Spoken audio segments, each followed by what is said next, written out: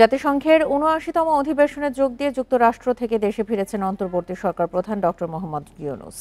রাত ২:৩০টার দিকে শাহজালাল আন্তর্জাতিক বিমানবন্দরে পৌঁছান তিনি। এর আগে শুক্রবার স্থানীয় সময় রাত ৯:৩০টায় নিউ ইয়র্কের জন এফ কেনেডি আন্তর্জাতিক বিমানবন্দর থেকে রওনা হন তিনি। নিউ ইয়র্ক সফরে প্রধান উপদেষ্টা জাতিসংঘের সাধারণ পরিষদের অধিবেশনের পাশাপাশি উচ্চ পর্যায়ের একাধিক দ্বিপক্ষীয় বৈঠকে অংশ নেন। মার্কিন প্রেসিডেন্ট জো বাইডেন সহ ১২টি দেশের সরকার ও রাষ্ট্রপ্রধান এবং বিভিন্ন আন্তর্জাতিক সংস্থার প্রধানের সঙ্গে সাক্ষাৎ করেন তিনি। এছাড়া সাইডলাইনে ৪০টি উচ্চ পর্যায়ের বৈঠকে অংশ নেন তিনি। জাতিসংঘের সাধারণ অধিবেশনে যোগ দিতে গত ২৩ সেপ্টেম্বর প্রধান উপদেষ্টা নিউ ইয়র্কে যান।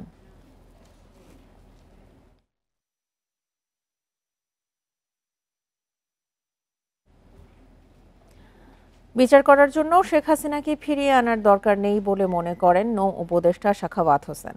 তিনি বলেন, নুরেমবার্গ ট্রায়ালের মতো তার অনুপস্থিতিতেই বিচার করা সম্ভব, কারণ শেখ হাসিনার নির্দেশে ছাত্র আন্দোলনে হত্যার সব প্রমাণ এখানেই রয়েছে। শনিবার দুপুরে রাজধানীতে সেন্টার ফর গভর্নেন্স স্টাডিজের আলোচনায় তিনি এসব কথা বলেন। রাজধানীর ২০ মিলনায়তনে গণতন্ত্র পুনর্গঠন নিয়ে সংলাপের আয়োজন করে সেন্টার ফর গভর্নেন্স স্টাডিজ। এতে অংশ নেন রাজনীতিবিদ, নাগরিক প্রতিনিধি, মানবাধিকার কর্মী সহ বিভিন্ন শ্রেণী পেশার মানুষ। আলোচনা করেন পাটবস্ত্র নৌপরিবহন উপদেষ্টা অবসরপ্রাপ্ত ব্রিগেডিয়ার জেনারেল সাখাওয়াত হোসেন। বৈষম্য বিরোধী ছাত্র আন্দোলনে হত্যায় শেখ হাসিনার বিচার নিয়ে কথা বলেন তিনি। আমি তো মনে করি অল দিস পিপল নিয়ে আসার দরকার নাই। In absentia they should be tried. They should be tried just like Nuremberg trial. এই আমাদের রেগুলার ট্রায়াল হবে কিনা আমি জানি না, সরি, এখানে করেন। They should be tried. আমি অমুককে নিয়ে আসবো, তারপরে করবো। Evidence is very much there. আপনি একা গুলি না করেন, হুকুম দিয়েছেন, আপনার তত্ত্বাবধানে এটা হয়েছে। না বুঝে অনেকে সরকারের সমালোচনা করছে মন্তব্য করে তিনি আরও বলেন, ৬টি সংস্কার কমিশন গঠন করা হয়েছে। এগুলো বড় কাজ, সময় দিতে হবে। রাজনৈতিক দলগুলোর সঙ্গে নিশ্চয় বসা হবে। এ সময় সেনানিবাসে আশ্রয় নেওয়া ৬২৬ জনের পরিচয় প্রকাশের পক্ষে মত দেন তিনি। ৬০০ যেটা, I will try to convey it. যদিও আমি এখানে বলতে পারবো না যে yes, I will try to convey it so that everybody is clear. কারা এরা? এর মধ্যে আমি যতটুকু জানি আনঅফিসিয়ালি, মোটেও অফিসিয়ালি না, অনেক ছিলেন যারা ডিপ্লোম্যাটিক পাসপোর্টের লোকজন ছিল, এটা আমি শুনেছি। I am not very sure. যখন ক্যাবিনেট মিটিং হবে সেখানে বলবো ইট শুড বি ক্লিয়ার। ধোঁয়াশা রাখার কোনো কারণ আমি মনে করি। মানবাধিকার প্রতিষ্ঠায় পুলিশ কমিশনের কোনো বিকল্প নেই বলেও মন্তব্য করেন এই উপদেষ্টা। শাহাদাত স্বপন, ইন্ডিপেন্ডেন্ট নিউজ, ঢাকা। ভারতে পালিয়ে যাওয়া শেখ হাসিনাকে অবিলম্বে দেশে ফিরিয়ে এনে বিচারের আওতায় আনতে হবে, এই দাবি জানিয়েছেন বিএনপি মহাসচিব মির্জা ফখরুল ইসলাম আলমগীর। শেখ হাসিনার দোসররা পোশাক খাতকে অস্থিতিশীল করার ষড়যন্ত্র করেছে বলে অভিযোগ তার। শনিবার বিকেলে গাজীপুরের কোনাবাড়ি ডিগ্রি কলেজ মাঠে শ্রমিক সমাবেশে এসব মন্তব্য করেন মির্জা ফখরুল। শেখ হাসিনাকে আশ্রয় না দেওয়ার জন্য ভারতের প্রতি আহ্বান জানান বিএনপি মহাসচিব। ক্ষমতায় থাকার জন্য শেখ হাসিনা পুলিশ বাহিনীকে ব্যবহার করে দেশকে ভীতির রাজ্যে পরিণত করেছিল বলে মন্তব্য করেন মির্জা ফখরুল। মানুষ ভোট দিয়ে জনপ্রতিনিধি নির্বাচন করতে চায় মন্তব্য করে ফখরুল দ্রুত সংস্কার সম্পন্ন করে নির্বাচন দেওয়ার জন্য অন্তর্বর্তী সরকারের প্রতি আহ্বান জানান। এই ধরনের ব্যক্তিগুলোকে যদি ক্ষতি করা যায় তাহলে বাংলাদেশের অর্থনীতি ঠিক থাকবে না। আর কারা করতে চায়? যারা জোর করে আবারও সেই লুটপাট করতে চায়, তাই না? আর সেই সঙ্গে আরো একটা শক্তি আছে, এটা বাইরের শক্তি। তারা ভাবে যে যদি বাংলাদেশের খাত থেকে আমরা নষ্ট করে দিতে পারি তাহলে আমাদের খাত বাড়বে, আমাদের দেশের গার্মেন্টস বাড়বে। স্থিতিশীল অর্থনীতি ও জননিরাপত্তা নিশ্চিত করতে নির্বাচিত সরকারের বিকল্প নেই বলে মনে করেন বিএনপির ভারপ্রাপ্ত চেয়ারম্যান তারেক রহমান। বলেন, বর্তমান সরকারের প্রতি সবার আস্থা আছে, তবে এমন কোনো কাজ করা যাবে না যাতে সরকারকে সংকটে পড়তে হয়। শনিবার ঝিনাইদহের সমাবেশে ভার্চুয়ালি যুক্ত হয়ে তিনি এসব কথা বলেন। ছাত্র জনতার আন্দোলনে ঢাকায় নিহত হন ঝিনাইদহের 2 তরুণ রাকিব ও সাব্বির। এই হত্যার বিচারের দাবিতে শনিবার ঝিনাইদহ শহরের পায়রা চত্বরে গণসমাবেশের আয়োজন করে জেলা বিএনপি। এতে লন্ডন থেকে ভার্চুয়ালি যোগ দিয়ে বক্তব্য দেন বিএনপির ভারপ্রাপ্ত চেয়ারম্যান তারেক রহমান। আমরা যদি মর্যাদা দিতে ব্যর্থ হই, অন্তর্বর্তী সরকারকে ব্যর্থ করতে ষড়যন্ত্র চলছে মন্তব্য করে যে কোনো সিদ্ধান্ত গ্রহণ ও বক্তব্য দেওয়ার বিষয়ে সতর্ক থাকার পরামর্শ দেন তারেক রহমান। সামর্থ্যের চেয়ে বেশি দায়িত্ব কাঁধে না নিতেও অন্তর্বর্তী সরকারের প্রতি আহ্বান জানান তিনি। স্বৈরাচারের ফেলে যাওয়া যে দলবাজ উচ্ছিষ্ট প্রশাসনের চলমান ষড়যন্ত্রের কাছে কিন্তু এখনো আমরা দেখতে পাই যে বর্তমান এই অন্তর্বর্তীকালীন সরকার মাঝে মাঝেই অসহায় বা বিপর্যয় বোধ করছেন। এর অবসান যদি না হয় তাহলে দেখা যাবে যে এদের বেড়াজালে আবদ্ধ বর্তমান অন্তর্বর্তীকালীন সরকার ছোট ছোট বিপর্যয়কে একসময় মহা বিপদ হিসাবে নিজেদের সামনে দেখতে পাবেন। বিএনপির ভারপ্রাপ্ত চেয়ারম্যান বলেন, শেখ হাসিনা সরকারের পতন ছাত্র জনতার আন্দোলনের ফসল। একে নির্দিষ্ট একটি গোষ্ঠীর সফলতা বলে চিহ্নিত করলে তা হবে ইতিহাস বিকৃতির দিকে হাঁটা। আমাদেরকে বাস্তবতা বিবেচনায় পরিষ্কারভাবে আমাদেরকে বুঝতে হবে যে সব পরিবর্তন সাধন যেমন তাদের পক্ষে সম্ভব নয়, তেমনি এমন দায়িত্ব তাদের কাঁধে নেওয়া সঙ্গত হবে না যেটা তারা বহন করতে সক্ষম নন। দেশ পরিচালনায় নির্বাচিত সরকারের বিকল্প নেই বলেও মন্তব্য করেন তারেক রহমান। ইতিহাস কিন্তু আমাদের কাউকেই ক্ষমা করবে না। Nahid Kamal, independent news, Dhaka.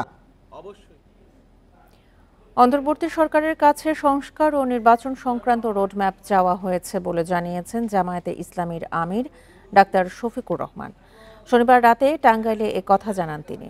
এ সময় তিনি সাংবাদিকদের জানান, কি কি বিষয় সংস্কার হবে তা উল্লেখ এবং কতদিনের মধ্যে তা বাস্তবায়ন হবে তা স্পষ্ট করে দিতে হবে। সংস্কার কার্যক্রম সফল হলে এরপর নির্বাচনের রোডম্যাপ দিতে হবে। কক্সবাজারে ডাকাতের হামলায় নিহত সেনা কর্মকর্তা তানজিম সারওয়ার এর পরিবারের সঙ্গে টাঙ্গাইলে দেখা করার পর এসব কথা বলেন তিনি। তানজিম সারওয়ার নিহতের ঘটনায় দুঃখ প্রকাশ করে তিনি জানান, যে ডাকাত দল এই ঘটনা ঘটিয়েছে তারা 1 মাস আগে কারাগার থেকে জামিনে বের হয়েছে।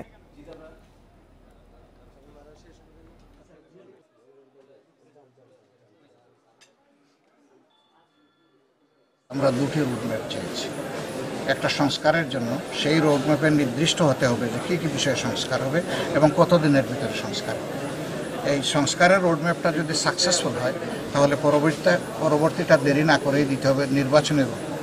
কিন্তু প্রথমটা যদি সফল না হয় দ্বিতীয়টাও ব্যর্থ হবে। আমরা কোনো ব্যর্থ নির্বাচন চাচ্ছি না। ডক্টর মোহাম্মদ ইউনূসের মতো খ্যাতিসম্পন্ন ব্যক্তিত্ব অন্তর্বর্তী সরকার চালালেও উপদেষ্টাদের নিয়ে প্রশ্ন তৈরি হয়েছে বলে মন্তব্য করেছেন গণ অধিকার পরিষদের সভাপতি নুরুল হক নূর। রাজনৈতিক দলগুলোর কথা না শুনলে তাদের সরাতে সময় লাগবে না, প্রয়োজনে 1 মাস পর থেকে আন্দোলন শুরুর হুঁশিয়ারিও দিয়েছেন তিনি। শনিবার বিকেলে ঢাকা রিপোর্টার্স ইউনিটিতে এক আলোচনা সভায় তিনি আরও বলেন, ডক্টর ইউনূসের পাশে উপযুক্ত ব্যক্তিরা না থাকায় দেশে নৈরাজ্য চলছে। সরকারকে শক্ত হাতে তা দমনের আহ্বান জানান তিনি। এছাড়া দেশের পাহাড়ি এলাকা ভারত অস্থিতিশীল করছে বলেও অভিযোগ করেন নূর। সেনাবাহিনীকে সেখানে আরও মনোযোগ দিতে হবে বলে মন্তব্য করেন তিনি। এদিকে দুর্গাপূজায় ভারতের গোয়েন্দা সংস্থা বাংলাদেশে সাম্প্রদায়িক সংঘাত তৈরির ষড়যন্ত্র করছে বলে অভিযোগ করে তিনি বলেন, দেশবাসী ঐক্যবদ্ধ হয়ে এসব প্রতিহত করবে।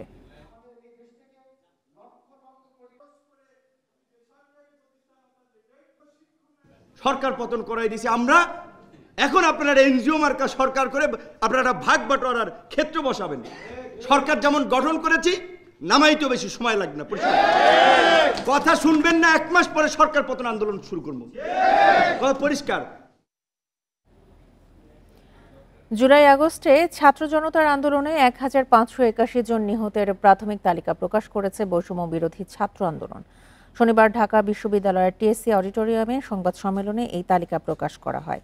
বৈষম্য বিরোধী ছাত্র আন্দোলনের পক্ষ থেকে গঠিত স্বাস্থ্য বিষয়ক কেন্দ্রীয় উপকমিটি এবং জাতীয় নাগরিক কমিটির যৌথ উদ্যোগে এই তালিকা প্রস্তুত করা হয়েছে।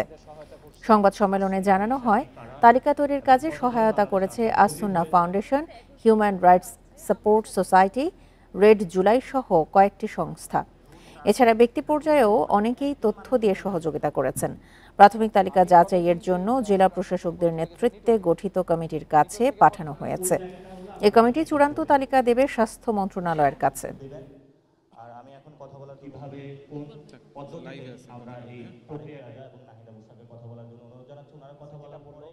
আমরা যখন এই লিস্টটা আপনাদের কাছে দিব, কেউ যদি কোনো নিহত ব্যক্তি যদি পরিবার যদি মনে করে যে এখানে তাদের নামটা নেই, সরাসরি আমাদের সাথে যোগাযোগ করলে বা তারেক ওদের সাথে যোগাযোগ করলে আমরা ওই নামটা আসলে অ্যাড করে দিব। ডিসি, এসপি মহোদয় এবং ওখানে ওই কমিটিতে যারা আছেন, আপনারা জানেন সিভিল সার্জন থেকে শুরু করে ইউএইচএফপি, ইউএনও সবাই আছেন। তাদের সম্মিলিত প্রচেষ্টার মাধ্যমে আমাদের আজকের দেওয়া যেই লিস্টটি তারা আবার ভেরিফাই করবেন নতুন করে। এই 708 জনের তালিকাটি আবার বড় হবে। বিনা অপরাধে যাদের বিরুদ্ধে মামলা হচ্ছে তাদের ভয় পাওয়ার কারণ নেই। পুলিশ নিরপরাধ কাউকে হয়রানি করবে না বলে জানিয়েছেন পুলিশের মহাপরিদর্শক মোহাম্মদ ময়নুল ইসলাম।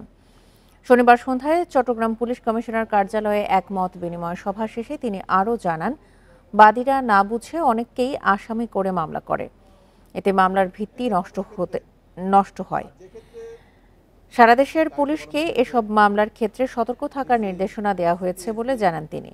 তিনি আরও জানান, নিষিদ্ধ জঙ্গি সংগঠনের তৎপরতা পুলিশের নজরদারিতে আছে। স্বল্প সময়ের মধ্যে পুলিশ সাধারণ মানুষের আস্থা ফিরে পাবে। এই সময়ে এসে আবার নতুন করে মনে পড়ছে,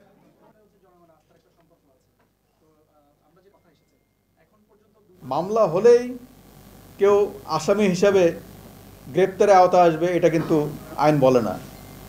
আপনারা এটুকু নিশ্চিত থাকতে পারেন, সমাজের গণ্যমান্য ব্যক্তিবর্গ আছেন, নিরীহ লোকজন আছেন, প্রতিটি মামলায় আমরা বিশ্লেষণ করে আমরা একটা পৃথক পর্যন্ত কমিটি করেছি। 2 সপ্তাহের মাথায় বাতিল হলো পাঠ্যপুস্তক সংশোধন কমিটি। শনিবার সন্ধ্যায় শিক্ষা মন্ত্রণালয়ের মাধ্যমিক ও উচ্চশিক্ষা বিভাগ এক অফিস আদেশে পাঠ্যপুস্তক সংশোধন ও পরিমার্জনে গঠিত সমন্বয় কমিটি বাতিল করেছে।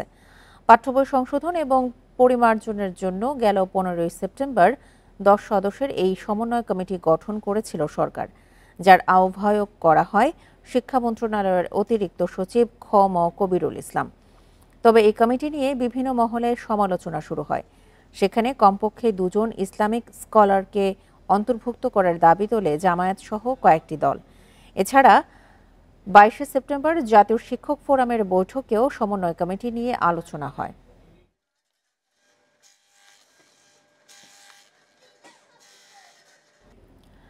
শাহজালাল বিমানবন্দর দিয়ে দেশ ছাড়ছেন পুলিশ কর্মকর্তারা। 5 আগস্টের পর হত্যা মামলা অভিযুক্তরা আছেন এই তালিকায়। সবশেষ 18 সেপ্টেম্বর সিডনির উদ্দেশ্যে ঢাকা ছাড়েন ট্যুরিস্ট পুলিশের সাবেক প্রধান রেজাউল আলম।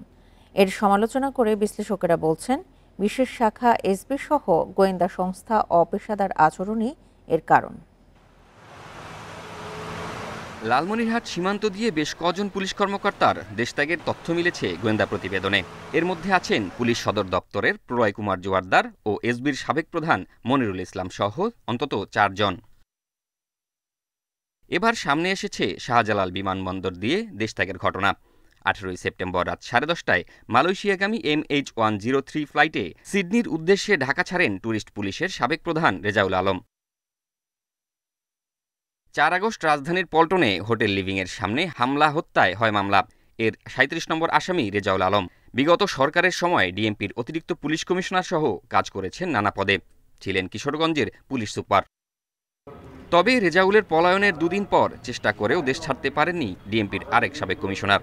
এ অবস্থায় পুলিশ সদর দপ্তর বলছে, পলাতক কর্মকর্তাদের খোঁজে বিশেষ উদ্যোগ আসছে। যাদের বিরুদ্ধে মামলা হয়েছে তাদের অবস্থান নির্ণয়ের জন্য কিন্তু আমরা চেষ্টা করছি, এবং যে সকল পুলিশ সদস্য এখনও অনুপস্থিত, অর্থাৎ আমরা একটা তালিকা কিন্তু আপনাদেরকে দিয়েছি, আমাদের পরিসংখ্যানটা কিন্তু আমরা জানিয়েছি, 187 জন পুলিশ সদস্য অনুপস্থিত রয়েছেন। যারা অনুপস্থিত রয়েছেন বিভিন্ন কারণে, তাদের বিরুদ্ধে কিন্তু ইতোমধ্যে বিধি অনুযায়ী কিন্তু ব্যবস্থা গ্রহণ কার্যক্রম ইতোমধ্যে শুরু হয়ে গেছে। এদিকে অপরাধ বিশ্লেষকরা বলছেন, এমন ঘটনা পুলিশের ক্ষমতার অতিব্যবহারের ফল, পেশাদারিত্ব না থাকাই এর বড় কারণ।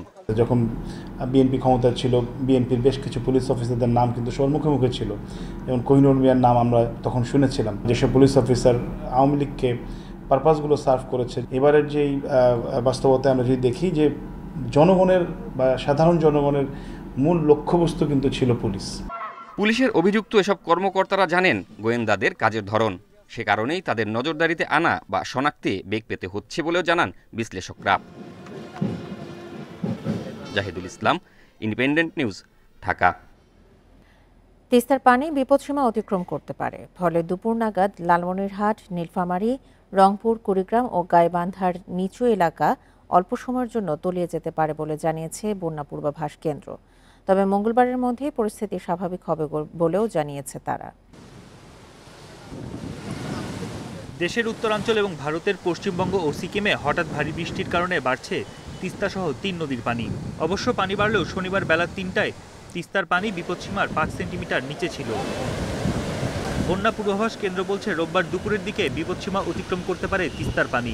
তাই উত্তরাঞ্চলের ৫ জেলার নিম্নাঞ্চল সাময়িক সময়ের জন্য প্লাবিত হতে পারে। তিস্তা নদী সংলগ্ন যে জেলাগুলো রয়েছে, যেমন হচ্ছে আমার লালমনিরহাট, নীলফামারী, রংপুর, কুড়িগ্রাম, গাইবান্ধা, এগুলোর যে তিস্তা নদী সংলগ্ন নিম্নাঞ্চল চরাঞ্চল সাময়িকভাবে প্লাবিত হতে পারে আর কি। ২৪ ঘন্টার মধ্যে বিপদসীমা অতিক্রম করতে পারে, এরপরে হচ্ছে আবার পরবর্তী 2 দিনে পানি নেমে যাবে আর কি। আবহাওয়া অফিস বলছে এবার আগস্ট সেপ্টেম্বরে স্বাভাবিকের চেয়ে ৬৪% বৃষ্টি বেশি হয়েছে। অক্টোবরের প্রথম সপ্তাহেও সারা দেশে ভারী বৃষ্টির পূর্বাভাস রয়েছে, তবে বন্যার শঙ্কা নেই। ৩০ তারিখের পর থেকে আবার একটি নতুন করে বৃষ্টিপাতের স্পেল শুরু হতে পারে। সেক্ষেত্রে সারা বাংলাদেশেই বৃষ্টিপাত হবে, কোথাও কোথাও মাঝারি ধরনের ভারী থেকে ভারী, অথবা বিভিন্ন অঞ্চলে আবার অতি ভারী বৃষ্টিপাতের সম্ভাবনা তৈরি হয়েছে। লা নিনোর প্রভাবেই বৃষ্টিপাতের এমন তারতম্য বলে জানিয়েছে আবহাওয়াবিদরা। বন ইবনে কামাল, ইন্ডিপেন্ডেন্ট নিউজ, ঢাকা। বন্যার সংখ্যা নিয়ে আরও জানাতে নীলফামারী থেকে এই মুহূর্তে যোগ দিচ্ছেন আমাদের সহকর্মী মাহমুদ আল হাসান। মাহমুদ, নিচু এলাকা তলিয়ে যাওয়ার পূর্বাভাস দেওয়া হয়েছে, নদীর পানি বাড়ছে কিনা আর কি ধরনের পরিস্থিতি দেখতে পাচ্ছেন এখন?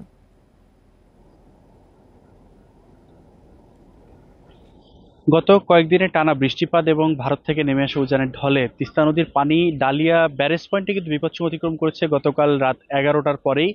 গতকাল রাত 11টার পর থেকে আজ সকাল 6টা পর্যন্ত সর্বশেষ পানি প্রবাহের যে উচ্চতা সেটি 51.17 সেন্টিমিটার, অর্থাৎ বিপদসীমার 2 সেন্টিমিটার উপর দিয়ে কিন্তু তিস্তা নদীর পানি প্রবাহিত হচ্ছে। এবং এর আগে কিন্তু গতকাল সকাল থেকে কিন্তু 15 সেন্টিমিটার নিচ দিয়ে প্রবাহিত হচ্ছিল এবং বিকালে কিন্তু 5 সেন্টিমিটার নিচ দিয়ে প্রবাহিত হচ্ছিল। একই সাথে রাত 11টায় ডালিয়া ব্যারেজ পয়েন্টে বিপদসীমা অতিক্রম করার পর গতকাল রাত 12টায় কিন্তু রংপুরের কাউনিয়া পয়েন্টে বিপদসীমার 21 সেন্টিমিটার উপর দিয়ে কিন্তু তিস্তা নদীর পানি প্রবাহিত হচ্ছিল। ইতিমধ্যে পানি উন্নয়ন বোর্ডের সাথে কথা বলে যেটি জেনেছি, পানি উন্নয়ন বোর্ড গত 24 ঘন্টা পূর্বেই কিন্তু স্থানীয়দের যারা নিম্নাঞ্চলে বসবাস করে তাদের নিরাপদ স্থানে যাওয়ার নির্দেশনা দিয়েছেন। তবে নীলফামারী, লালমনিরহাট, রংপুরের বেশ কিছু জায়গায় নিম্নাঞ্চল কিন্তু প্লাবিত হয়েছে এবং সেখানকার ঘরবাড়িতে কিন্তু পানি উঠেছে, পাশাপাশি রাস্তাঘাটে পানি ওঠার যোগাযোগ কিন্তু অনেকটা বিচ্ছিন্ন। স্থানীয় প্রশাসনের সাথে কথা বলে যেটি জানা যাচ্ছে যে নীলফামারীর ডিমলা উপজেলার বেশ কিছু এলাকার ফসলের ক্ষতি হয়েছে, বিশেষ করে বোরো ধান, আগাম শীতকালীন সবজি এবং বীজতলার ক্ষয়ক্ষতি হয়েছে। পাশাপাশি লালমনিরহাটের আদিতবাড়ি, হাতিবান্ধা, কালীগঞ্জ, লালমনিরহাট সদস্য বেশ কিছু উপজেলার তিস্তার নিম্নাঞ্চলে যে সমস্ত ইউনিয়ন রয়েছে সেখানে কিন্তু বসতবাড়িতে পানি উঠেছে এবং বেশ কিছু জায়গায় রংপুরের কাউনিয়া উপজেলায় কিন্তু বেশ কিছু জায়গায় পানি উঠেছে। পানি উন্নয়ন বোর্ডের কর্মকর্তারা এই স্বাভাবিক ক্ষয়ক্ষতি যেন না হয় সেজন্য সজাগ রয়েছেন এবং তিস্তা ব্যারেজ পয়েন্টে কিন্তু গত 72 ঘন্টা থেকে 44টি জলকাপাট খুলে রেখে বন্যা নিয়ন্ত্রণে তারা চেষ্টা করছে। পানি উন্নয়ন বোর্ড ডালিয়া ডিভিশনের কর্মকর্তা উপবিভাগীয় প্রকৌশলী মোহাম্মদ রাশিদিন জানিয়েছেন যে গত 6 ঘন্টারও বেশি সময় ধরে কিন্তু পানি স্থিতি অবস্থা রয়েছে। ডালিয়া ব্যারেজ পয়েন্টে বিপদসীমার মাত্র 2 সেন্টিমিটার উপর দিয়ে প্রবাহিত হচ্ছে এবং পানির পরিমাণ কিন্তু আরো কমতে পারে। এই ছিল আমার কাছে ডালিয়া ব্যারেজ থেকে সর্বশেষ। স্বল্প সময়ের জন্য বন্যার আশঙ্কা নিয়ে সবশেষ তথ্য জানাচ্ছিলেন নীলফামারী থেকে আমাদের সহকর্মী। রাজধানীতে আর কোনো পুকুর, খাল দখল করে প্রকল্প বা সিটি নির্মাণ করা যাবে না। জলাধার ও পার্ক সংরক্ষণ করে ব্লু নেটওয়ার্ক গড়ে তোলার আশ্বাস দিয়েছেন পরিবেশ ও বন উপদেষ্টা সৈয়দা রিজওয়ানা হাসান। শনিবার দুপুরে আগারগাঁওয়ে বন ভবনে মতবিনিময় সভায় এসব কথা জানান পরিবেশ উপদেষ্টা। 100 বছর আগেও রাজধানীর শালবন ও বুড়িগঙ্গার পাড়ে ডোরাকাটা বাঘের গর্জন শোনা যেত, ছিল ময়ূরের আনাগোনা। 2016 পর্যন্ত ঢাকায় 133 প্রজাতির পাখি ছিল। তবে এখন চন্দনা ও হীরামন টিয়া সহ টিকে আছে মাত্র 78 প্রজাতির পাখি। ঢাকায় শত বছরের প্রতিবেশ, ভূমি ব্যবহার ও জীববৈচিত্র্যের পরিবর্তন নিয়ে মতবিনিময় সভায় আলোচকরা বলেন, নগরায়ন ও কালের বিবর্তনে ধ্বংস হয়েছে প্রাণ প্রকৃতি। 95% বিল্ডিং ঢাকা শহরের ব্যত্যয়ের মধ্যে আছে। সবাই মিলে যদি এই ব্যত্যয়টা আমরা শুধু ঢাকা শহরে আমরা কার্যকর করতে পারি, প্রায় পদ্মা ব্রিজের সমান টাকা আমরা তুলতে পারবো। নগর ব্যবস্থাপনায় প্রাণী ও উদ্ভিদ গবেষকদের যুক্ত করা হয় না, তাই পরিবেশ বান্ধব শহর গড়ে উঠছে না বলে মন্তব্য করেন গবেষকেরা। ইকোসিস্টেমের ডাইভার্সিটি যদি না থাকে তাহলে কিন্তু অ্যানিমেলের ডাইভার্সিটি থাকবে না, কারণ এক একটা স্পেসিস এক এক ধরনের হ্যাবিটেট পছন্দ করে, ইকোলজি পছন্দ করে। এই জিনিসগুলো বুঝতে হবে ক্লিয়ারলি। সুতরাং আমি মনে করব এই টিমটা যখন গঠন হবে তখন অবশ্যই বায়োডাইভার্সিটি স্পেশালিস্ট, বিশেষ করে বোথ প্লান্টস অ্যান্ড অ্যানিমেলস, যারা ওই ফিল্ডগুলোতে কাজ করে দীর্ঘদিন, তাদের থাকা বাঞ্ছনীয়। পরিবেশ উপদেষ্টা বলেন, জলাধার দখল করে সবচেয়ে বেশি নগরায়ন হয়েছে রাজধানীতে। প্রকৃতি ধ্বংস করে উন্নয়নের কুফল ভোগ করছে নগরবাসী। আশুলিয়ার যে জলপ্রবাহটা এখনো আছে, এইটাকে আমরা রক্ষা করে আমরা এই ব্লু নেটওয়ার্কের সাথে সংযুক্ত করতে পারবো এবং আমরা ঢাকা শহরে আর মানুষকে আমন্ত্রণ না জানিয়ে সকল সংস্থার সাথে সম্মিলিতভাবে ঢাকার একটা নগর দর্শন ঠিক করতে পারবো। সভায় 5 বছর মেয়াদে রাজধানীর 23 এলাকায় 31 কোটি 40 লাখ ডলারের প্রকল্প উপস্থাপন করে CEGIS। Shahriar Anirban, independent news, Dhaka. দীর্ঘদিন সেচ খাল সংস্কার না করায় গঙ্গা কপোতাক্ষ প্রকল্পের সুবিধা পাচ্ছেন না চুয়াডাঙ্গার কৃষকরা। মাঝে মধ্যে খালের পাড় ভেঙে যাওয়া, পাম্প বিকল হওয়ায় ভরা মৌসুমেও খালে পর্যাপ্ত পানি থাকে না। এতে সঠিক সময়ে চাষাবাদ করতে না পারায় উৎপাদন কমার শঙ্কা রয়েছে। চুয়াডাঙ্গা, কুষ্টিয়া, ঝিনাইদহ, মাগুরা জেলার কৃষকদের সেচ সুবিধা দেওয়ার উদ্দেশ্যে গঙ্গা কপোতাক্ষ বা জিকে সেচ প্রকল্প চালু করা হয়। বছরের 10 মাস 3টি পাম্প চালু থাকত 24 ঘন্টা। বর্তমানে মাঝে মধ্যেই পাম্প বিকল এবং পার ভেঙে যাওয়ার ঘটনায় বিঘ্নিত হচ্ছে সেচ কাজ। চলতি মাসের শুরুর দিকে আলমডাঙ্গার কেদারনগরে খালের পার ভাঙায় ব্যাহত হচ্ছে পানি সরবরাহ। সারা বছরই চাষাবাদ করার জন্য 12 মাসই সেচ সুবিধা প্রয়োজন বলছেন কৃষকরা। পানি আসে মাঝে মাঝে, তারপর ক্যানাল ভেঙে যাওয়ার কারণে পর্যাপ্ত পরিমাণ পানি আর দিচ্ছে না। দেখা ঝোড়, জঙ্গল, আবর্জনা, বিভিন্ন কারণবশত দেখা যাচ্ছে এক জায়গায় পানি আছে বুক পর্যন্ত, এক জায়গায় আপনার আছে জায়গা হাঁটু পর্যন্ত। এইগুলো খনন না করে পরিপূর্ণ লেভেল না করলে এটা চাষির ব্যাপক সমস্যা। পাট নিয়ে ওই দূর দূরান্ত ভাটুই চলে যেতে হচ্ছে। এই এলাকায় পানি থাকলে আমরা পাট দিয়ে জাগ দিতে পারতাম, সুবিধা হতো। কৃষকদের সেচ সুবিধা বাড়ানোর কথা জানিয়েছে পানি উন্নয়ন বোর্ড। সব ধরনের সমস্যা সমাধানের উদ্যোগ নেওয়ার কথাও জানায় কর্তৃপক্ষ।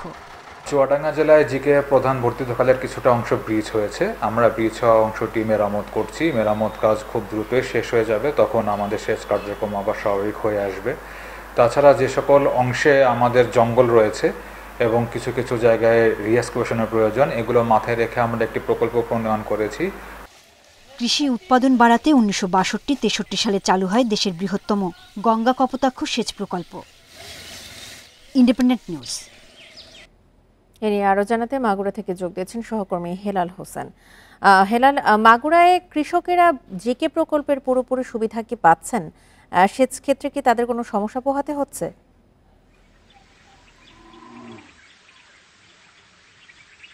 আমি আপনাকে জানিয়ে রাখি, আমি যে জায়গাটিতে দাঁড়িয়ে আছি এটি মূলত গঙ্গা কপোতাক্ষ সেচ প্রকল্প, যা জিকে প্রকল্প নামে পরিচিত।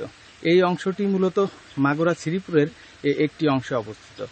এখানে মূলত এটি করা হয়েছিল বোরো মৌসুমে চাষাবাদের জন্য, কিন্তু এখানে একটি সমস্যা থেকে গেছে যে এই খালের যে পানি সরবরাহ করার কথা ছিল তা কিন্তু তারা এই মৌসুমে বোরো মৌসুমে তারা পান না।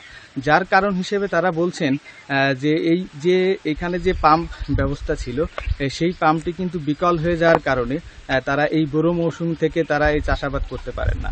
আমাকে কৃষকরা বলেছেন যে তারা বছরে প্রায় 3 বছর নাগাদ এই খালে পানি সরবরাহ বন্ধ রয়েছে, যার কারণে তারা কৃষি আবাদ থেকে তারা সঠিক ফসল পাচ্ছে না।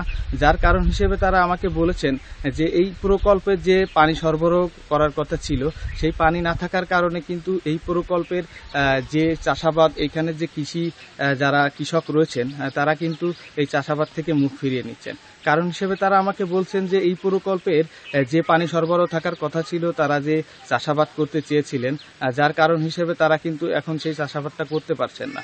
আমি এই বিষয়ে মাগুরা যে পানি উন্নয়ন বোর্ডের কর্তৃপক্ষ রয়েছে তাদের সাথে আমি কথা বলেছিলাম। তারা আমাকে জানিয়েছেন যে এই প্রকল্পের যে তিনটি পাম্প ছিল, সেই পাম্প তিনটি প্রায় বছর দুয়েক আগে দুটি পাম্প বিকল হয়ে যায়। একটি পাম্প সচল থাকলেও সেই পাম্পটি গত মৌসুমের 19 ফেব্রুয়ারি কিন্তু বন্ধ হয়ে যায়, যার কারণে পুরোপুরি শেষ প্রকল্পটি একেবারে মুক্তব্যে পড়ে।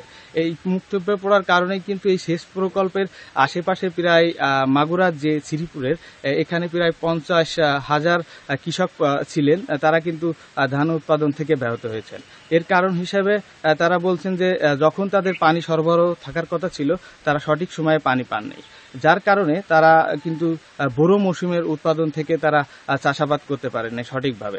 তবে আমি আরেকটি বিষয় আপনাদেরকে জানিয়ে রাখি, এই প্রকল্পটি 1951 সালে কিন্তু জরিপ শুরু হয় এবং জরিপ শুরু হওয়ার পরে 1954 সালে এই প্রকল্পটি চূড়ান্তভাবে বাস্তবায়ন হয়। বাস্তবায়ন হওয়ার পর থেকে 1962 থেকে 63 সালে কিন্তু এই প্রকল্পটি ফুলদমে চালু হয়ে যায়। 3টি পাম্পের মাধ্যমে কিন্তু এই খালগুলোতে পানি সরবরাহ করা হয়ে থাকতো।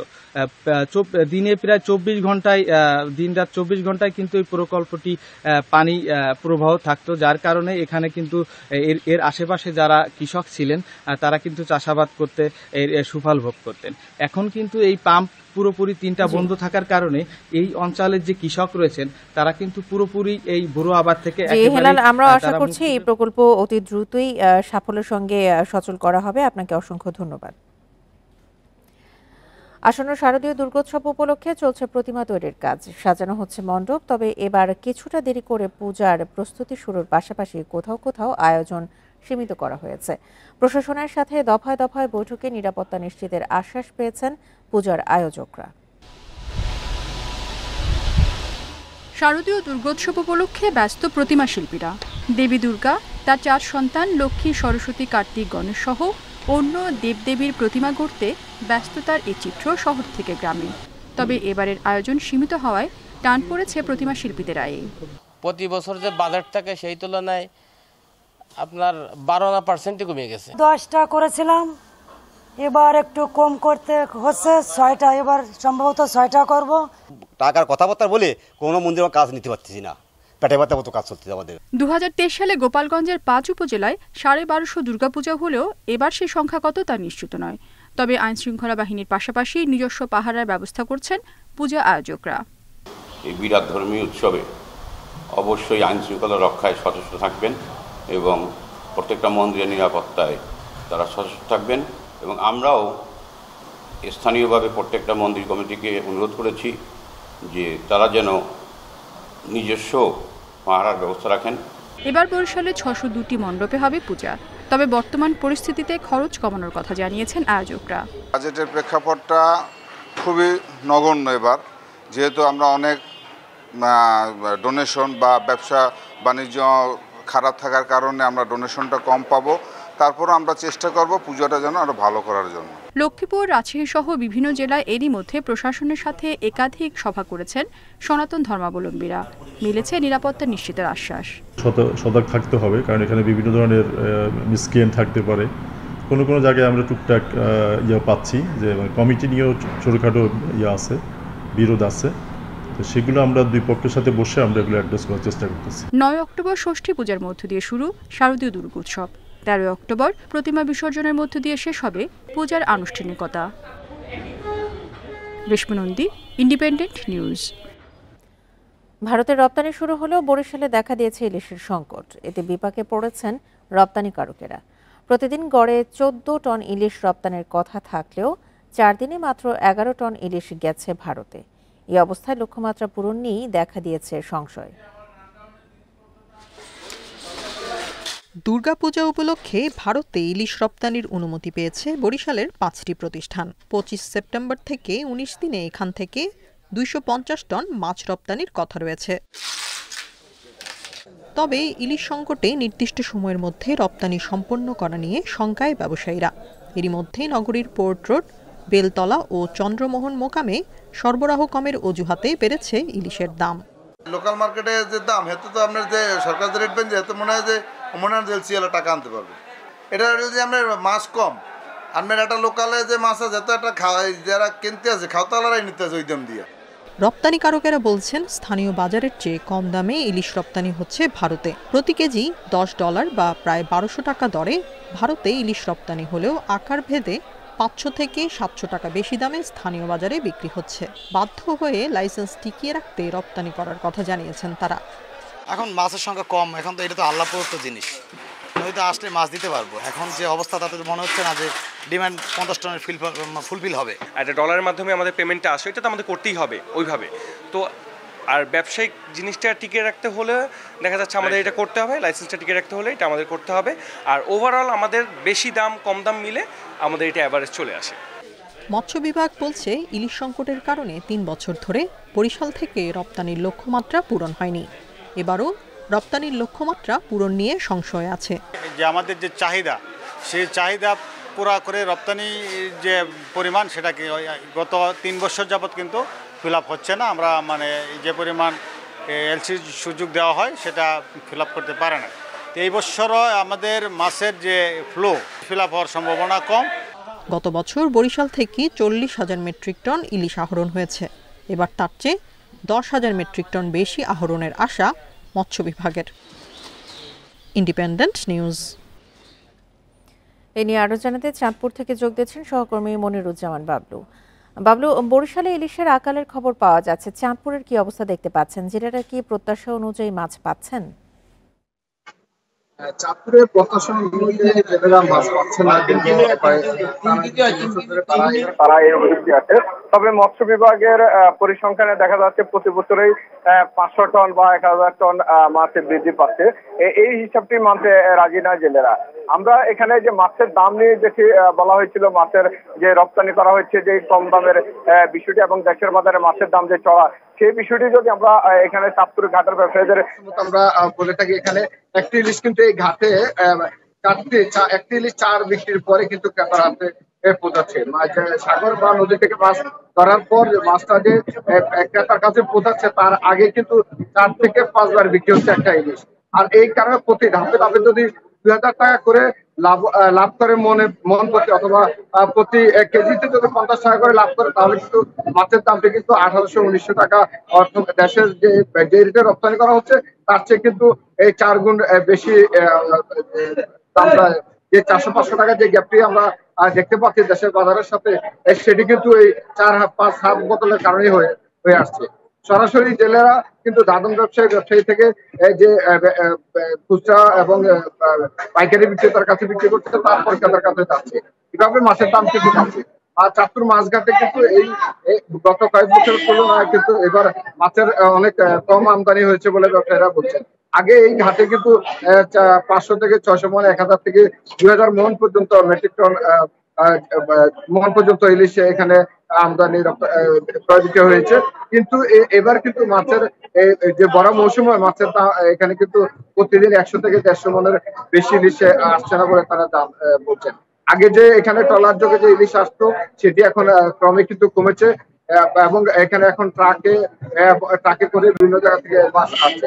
এই মাছের আসা সরবরাহটা কিন্তু এখানে ট্রাকে পর্যায়ক্রমে কমছে বলে জানাচ্ছেন ব্যবসায়ীরা। আর ক্রেতারা দাম যে দেশের বা রপ্তানির তুলনায় দেশের বাজারে যেন দাম কম হয় সেটি তারা প্রত্যাশা করছে। চাঁদপুর থেকে এই ছিল আমার কাছে। চাঁদপুর থেকে জানাচ্ছিলেন সহকর্মী মনিরুজ্জামান বাবলু। জাহাজ ভাঙার শিল্পকে নিরাপদ করার লক্ষ্যে গ্রিন ইয়ার্ড প্রকল্প বাস্তবায়নের উদ্যোগ নেওয়া হলেও আর্থিক সংকটে তা অনিশ্চিত হয়ে পড়েছে। এতে একদিকে যেমন ঝুঁকিপূর্ণ এ খাতের নিরাপদ কর্মপরিবেশ এবং আধুনিকায়ন অনিশ্চিত হয়ে পড়েছে, অন্যদিকে বিদেশ থেকে পুরনো জাহাজ আমদানির ক্ষেত্রেও বিভিন্ন বিধি নিষেধের শঙ্কা রয়েছে। কর্মপরিবেশের জন্য ঝুঁকিপূর্ণ খাত হিসেবে পরিচিত জাহাজ ভাঙা শিল্প। বিশ্বব্যাপী এই খাতকে নিরাপদ করার লক্ষ্যে আন্তর্জাতিকভাবে 2009 সালের হংকং কনভেনশনের আওতায় ইয়ার্ডগুলোকে 2025 সালের জুনের মধ্যে গ্রিন শিপইয়ার্ডে পরিণত করার উদ্যোগ নেওয়া হয়। তবে দেশে এখন পর্যন্ত গ্রিন শিপইয়ার্ডে রূপান্তরিত হয়েছে মাত্র 5টি। আরও অন্তত 15টি ইয়ার্ডকে গ্রিন ইয়ার্ড হিসেবে বাস্তবায়নের কাজ চলছে। শর্ত অনুযায়ী ইয়ার্ডকে নিরাপদ করে তুলতে প্রশিক্ষণ, অবকাঠামো, যন্ত্রপাতি সহ নানা সুবিধার পেছনে খরচ 25 থেকে 30 কোটি টাকা। বিভিন্ন ইকুইপমেন্ট কিনেছি, ওইটাতে একটা আমাদের ফিনান্সিয়াল কস্ট, তারপরে ট্রেনিং, অল টুগেদার আমাদের এখানে খরচ অলমোস্ট 30 কোটি টাকার মতো খরচ হয়েছে। খাত সংশ্লিষ্টরা বলছেন, করোনার পর থেকে লোকসানে ধুঁকতে থাকা এই খাতের উদ্যোক্তারা বেকায়দায় আছেন। সরকারি সহযোগিতা না পেলে গ্রিন ইয়ার্ড বাস্তবায়ন অসম্ভব বলেই মনে করছেন তারা। সরকার দেখুন ছাড়া দিচ্ছে না, আমি কি করবো? আমরা যদি সব লন্ডন পাই তাহলে সবাই মানে গ্রিন ইয়ার্ড করতে পারবে, চাষ কাটতে পারবে। যদি গ্রিন ইয়ার্ড করতে না পারে, চাষ তার আনতে পারবে না। এদিকে ভবিষ্যতে গ্রিন ইয়ার্ড ছাড়া আন্তর্জাতিক বাজার থেকে পুরনো জাহাজ সংগ্রহ করা যাবে না বলছেন সংশ্লিষ্টরা। এতে দেশের লোহার যোগানে বড় ধরনের সংকট তৈরি হবে। রোলিং মিলগুলো তো heavily dependent on ship recycling. এখন শিপ রিসাইক্লিংয়ে যখন আপনার জাহাজ আসবে না, তখন এরাকে যারা মিলগুলো আছে তারা অবশ্যই তাদের উৎপাদন কমায় দিবে এবং এটি আলটিমেটলি আপনার প্রভাব ফেলবে দেশের যে কনজামশন, ওই ডিমান্ড এবং সাপ্লাইয়ের ওই জায়গাটাতে। দেশে তালিকাভুক্ত শিপ ব্রেকিং ইয়ার্ড 115টি, এর মধ্যে সচল 25 থেকে 30টি ইয়ার্ড। অনুপম শীল, ইন্ডিপেন্ডেন্ট নিউজ, চট্টগ্রাম। পুঁজিবাজারে সংস্কার কার্যক্রম অব্যাহত থাকলেও এখনও আস্থাহীনতায় বিনিয়োগকারীরা, যার প্রভাবে প্রায় প্রতিদিনই কমছে সূচক ও লেনদেনের পরিমাণ। যদিও বাজারে সুশাসন ফেরাতে সংস্কারের প্রয়োজন রয়েছে বলে মনে করছে ঢাকা স্টক এক্সচেঞ্জ। টেকসই পুঁজিবাজারের জন্য যা দীর্ঘমেয়াদে সুফল বয়ে আনবে। অন্তর্বর্তী সরকার দায়িত্ব নিয়েই ব্যাংক খাতের পাশাপাশি পুঁজিবাজার সংস্কারেও হাত দেয়। নতুন কমিশন গঠনের মধ্য দিয়ে শুরু হয় এই কার্যক্রমের আনুষ্ঠানিকতা। এরই মধ্যে বাজার কারসাজির অভিযোগে শিবলি কমিশন সহ নানা ব্যক্তি ও প্রতিষ্ঠানের বিরুদ্ধে নেওয়া হয়েছে ব্যবস্থা। বিগত সরকারের পতনের পরদিন 6 আগস্ট থেকে পুঁজিবাজারে সূচক ও লেনদেনে ব্যাপক উত্থান দেখা যায়। টানা 8 দিন সূচক বেড়ে ডিএসই এক্স দাঁড়ায় 6000 পয়েন্টের উপরে। তবে 18 আগস্ট থেকে আবারও শুরু হয় দরপতন। বিশ্লেষকরা বলছেন, পুঁজিবাজারে কারসাজিকারীদের ধরপাকড় ও নানামুখী সংস্কারের প্রভাব পড়েছে বাজারে। তাদের মতে, ক্ষুদ্র বিনিয়োগকারীদের পাশাপাশি বড় বিনিয়োগকারীরাও এখনও বাজার পর্যবেক্ষণ করছে। ওরা পালিয়ে গেছেন বা ধরা পড়ছেন যে ম্যানেজমেন্টে কারা ছিল, দ্যাটস ওয়াই কিন্তু এটা বিনিয়োগের একটা ভীতি সৃষ্টি করে। এইগুলো যদি একটু সুশাসনের আওতায় আনা যায় কোম্পানিগুলিকে, এবং যদি আমাদের রেগুলেটর যারা আছেন তারা যদি কাজ করে, আমার মনে হয় যে এই মার্কেটটা ঠিক করা খুবই সম্ভব। আসলে দীর্ঘমেয়াদে স্থিতিশীলতা ফেরাতে চলমান সংস্কার কার্যক্রম ভূমিকা রাখবে বলে মনে করছেন ডিএসইর এই পরিচালক। আগে যারা কারসাজির সাথে যুক্ত ছিল তারাও অনুপস্থিত। মার্কেটে ভিতরে এখন একটা স্বচ্ছতার জায়গা তৈরি হচ্ছে, সেই কারণে এই মার্কেট একটা সংস্কার পজিশনেই আছে। সুশাসনের দরকার আছে এই মার্কেটে। যেভাবে দুর্বল কোম্পানি লিস্টেড হয়েছে, যেভাবে মানে করেন যে খারাপ শেয়ারগুলোকে প্রমোট করা হয়েছে, সেই জায়গা থেকে তো বাইরে আসতে হবে। বাজারকে গতিশীল করতে সরকারি ও বহুজাতিক কোম্পানি তালিকাভুক্ত করার তাগিদ বিশ্লেষকদের। তৌহিদ রানা, ইন্ডিপেন্ডেন্ট নিউজ, ঢাকা। আর এই ছিল এখনকার মতো ইন্ডিপেন্ডেন্ট সংবাদে। ইন্ডিপেন্ডেন্ট টেলিভিশনের সব খবর আরও বিস্তারিত জানতে চোখ রাখুন ফেসবুক, ইউটিউব এবং এক্সে। ধন্যবাদ সবাইকে। আমন্ত্রণ পরের আয়োজন।